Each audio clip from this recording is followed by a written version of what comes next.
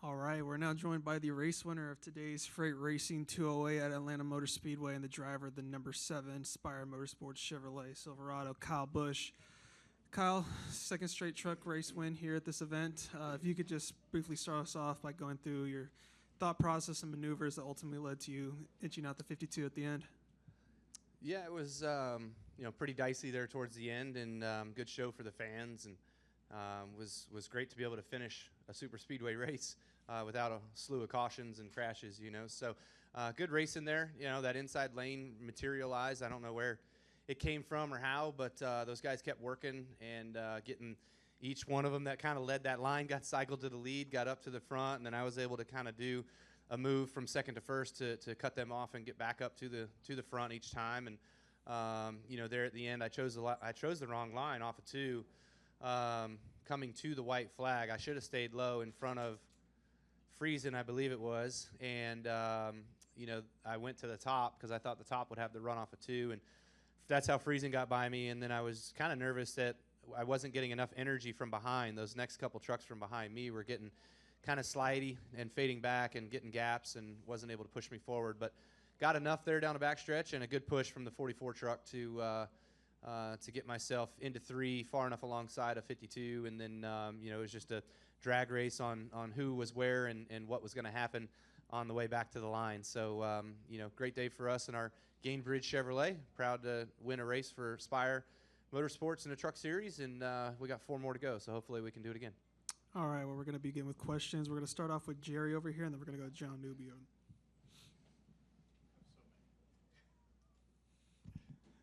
Jerry Jordan, kicking the tires.net. So when you're out there from the driver's seat, are you, like as you took us through this, it's easy to look back, but are you thinking about how to do this in the split second? Because it looked like you were just toying with these guys and letting them get ahead and then running them down and passing. And it's like, oh, there comes Kyle again. So how are you manipulating the truck on the track to get those moves? No, I was trying to hold that inside lane back. Each time it kept crawling forward, I kept trying to pull it back and then get the outside lane to push forward. And really the outside just didn't stay organized enough. It was really dirty up there. We weren't clean and close and keeping the gaps and being able to push down a straightaway and get the big speed that we needed. So, that's what kept the inside. The inside was better organized, and they just kept being able to get up there. So I kept trying to slow it down, just couldn't do it. So I was just kind of like, okay, each time one of those guys gets up in front of me, then I need to make sure that I get back in front of them and to get back into control of eventually thinking that the bottom lane was going to deteriorate and fall off, which it never did. We're going to go to John over here, then we're going to come back in the middle of Bob. John Newby, Savage Ventures. So Ankrum said after the race that this is kind of the closest thing that they have right now to an old school super speedway race. Obviously, you've seen it all the different eras. I mean, how does it compare in your mind? Yeah, I just said that in Victory Lane. Somebody asked me a question similar to that, and I was like, yeah, it kind of reminded me of being able to race in the late 2000s, early 2010s, and actually speedway race, So that was pretty fun. It kind of led itself a little bit that way. The gaps aren't quite as big. You always want to try to keep the gaps close. So, leapfrog strategy back in early 2000s or mid 2000s, I should say, was you could get enough of a gap where you could catch a guy and then slide back up in front of him and just kind of keep working your way forward with the gaps that were happening. But here the gaps were so tight, there really wasn't that ability of being able to make that type of move. Hit Bob and then Dustin. Bob Hawkers, Fox Sports. Your first win in any NASCAR event since last April at Texas. I'm just curious, do you feel relief, and especially winning by inches, which you've been kind of bit by a couple of times since then? No relief. Just here to race, here to do a job, and to go out there and do a good enough job. Thought that we had a really fast truck each time I was out front leading the race. It seemed like I could tow the lane pretty fast around the racetrack. So that's a kudos to the Spire guys and just the equipment that they brought for me to be able to race in. So just trying to do what I know how to do, and that's to race as best as I can with all these guys that we got out there and to go out there and try to win. So glad to be able to do that. Go ahead, Dustin. Dustin Long, NBC Sports. There has been a good bit of talk this week about Daytona type of racing with luck or how much a driver has in their hands, and obviously it's been a conversation that's happened for years. And also, this is also, so there's that discussion, and maybe there's some momentum building to something. This is also a year where NASCAR is looking at how the playoff champion will be crowned. How significant are these two things that are kind of, I guess, underlying everything in the sport is maybe how Daytona could be raced and how the playoffs could look next year? I feel like we're talking about completely different things. The speedway racing on the Cup side is the way it is.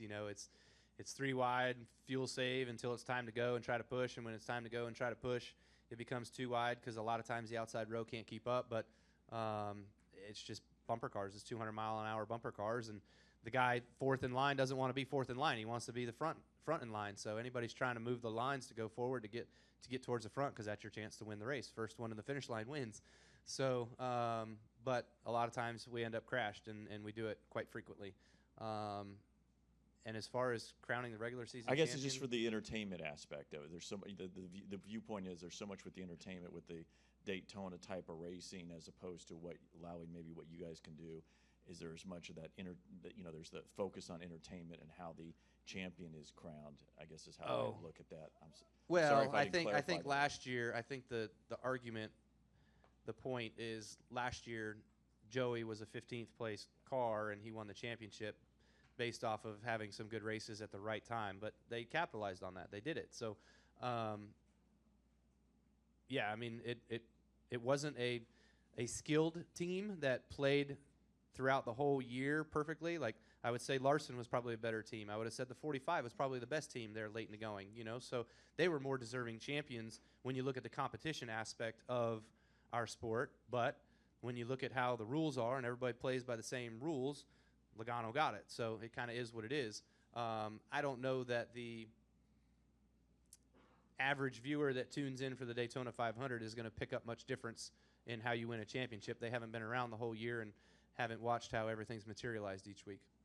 Do you feel like, I mean, I think back to your second championship, and look, I think you even said that you were the fourth best of those 4 that day, but you won the championship, and history is going to remember you as the champion, not as the fourth best. So I guess you don't even worry about that, or how do you look at that? Because you're a 2-time champion, and again, maybe there was another year you felt like you could have been the champion and didn't get it. Yeah, 2017 I could have been the champion. Truex was the best car all year, but we had him beat it at Homestead.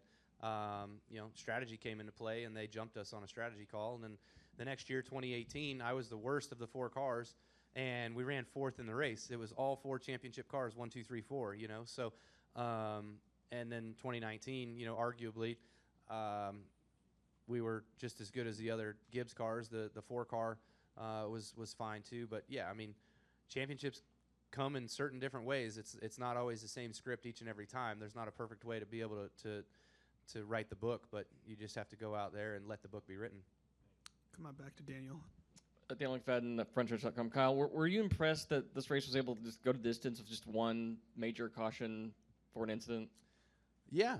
Relatively speaking, yeah. I don't know what happened with Raja. I think he was on older tires and maybe got loose or got side drafted, sucked around, whatever. But yeah, that seemed to be the only incident for the day. But overall, good racing. It kind of seemed a little bit like the outside was more powerful than the inside. I think I remember there being a few more times last year where the inside could make some runs up through there with 8 or 10 trucks. This year it just kind of seemed like it was 3 or 4 trucks at a time, and that was about it. So it really kind of singled out quicker this year, I felt like. Go to Steven here. Steven Toronto, CBS Sports. Kyle, last week at Daytona 500 Media Day, we actually talked about, and you kind of alluded to this a little earlier, the way old Daytona raced and how you could slide into the corner kind of beyond the limit of the tire and then slide up, find a hole in line, and race that way. Do you think in those last 20 laps or so that it maybe gave you a bit of an advantage over the rest of the field, especially considering that a lot of the younger drivers here have only experienced kind of that, put to the floorboard, just run flat out speedway style racing? Maybe a little bit. I don't know. would say that experience can certainly be more beneficial than not. Anytime you're out there on the racetrack, whether you're at Martinsville or Atlanta or Daytona or California. I miss that place. Where else? Kansas? Who cares? Experience is experience. It's going to prevail more times than not. And in the context of the Truck Series, you were part of another pretty exciting finish here 20 years ago. I know that your preference will always be for the old Atlanta, especially given the way that you could slide around there. But how did the intensity of those last 20 laps compare to the intensity of those last 3 years ago where you were on new tires and trying to get to the front in a limited amount of time? Yeah, I mean, each race has a different character to it. So, this one was fun in its own way.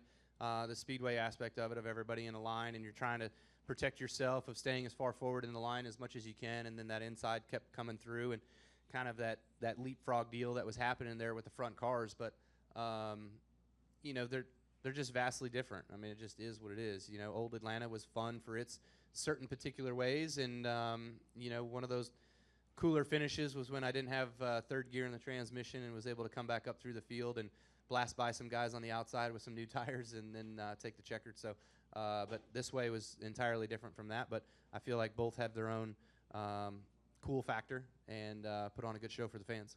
Thanks, Kyle. Congratulations. Yep. We'll wrap up here with Reed. Reed Spencer with the NASCAR Wire. You got a good push from Curry there at the end, but prior to that, it looked like you were able to retake the lead on your own.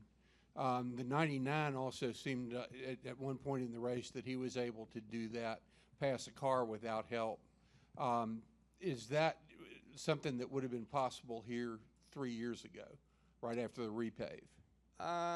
No. Well, after the repave, yeah, I think that sort of stuff would have happened. I think, again, situations, just how the race kind of played out, was you were able to kind of make those moves of getting those runs and knowing that you were clear of the inside, that you could side draft that outside row back a spot and get yourself back in front of it. Those were just the move that I thought of to just kind of keep putting myself towards that leader on the outside spot so I could try to control that lane better and give me the best shot to win the race. All right, Kyle. Well, thanks for coming in, and congrats on the win. Thanks.